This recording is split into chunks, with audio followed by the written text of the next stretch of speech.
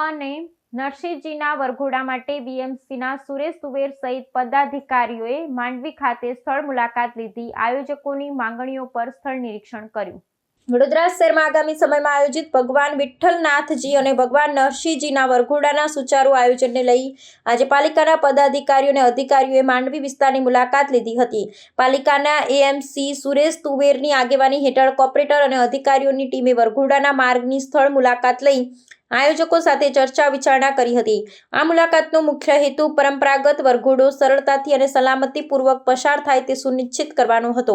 AMC Suresh તુવેરે માહિતી આપતા જણાવ્યું હતું કે દર વર્ષની પરંપરા મુજબ ભગવાન વિઠ્ઠલનાથજી અને નરસિંહજી ભગવાનનો વરઘોડો શહેરના ઐતિહાસિક માંડવી ગેટ મધ્યમાંથી પસાર થાય છે.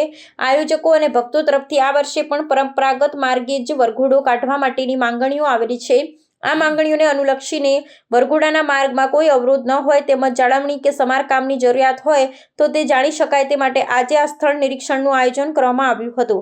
પાલિકા દ્વારા ધાર્મિક શોભાયાત્રાને લઈ પૂરતી તૈયારીઓ કરવામાં આવે તે માટેની સમીક્ષા હાથ ધરવામાં આવી હતી.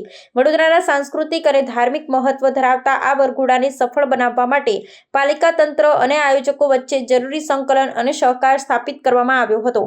આગામી દિવસોમાં આ મુલાકાતના તારણોના આધારે વરઘોડાના માર્ગ પર ની તમામ વ્યવસ્થાઓને આખરી ઓપ આપવામાં આવશે. દર વર્ષે જેવી રીતે વરઘોડો માંડવી ગેટની મધ્યમાંથી પસાર થાય છે તેવી રીતે આ વખતે પણ વરઘોડો કાઢવાનો ભાવિક ભક્તોનું અને આગેવાનોની તૈયારીઓ છે એને ધ્યાનમાં રાખીને તેઓની માંગણી આવેલી છે. જે અંગે અત્યારે સ્થળ વિઝિટ કરી રહ્યા છે અને આની અંદર શું શું શક્યતાઓ છે એની શક્યતાઓ વિચારી રહ્યા છે. આ બાબતે માનનીય મ્યુનિસિપલ કમિશનર અને પદાધિકારીઓનું ધ્યાન દોરીને એ વચગાળાનો શું રસ્તો નીકળી શકે તે બાબતે આગળની કાર્યવાહી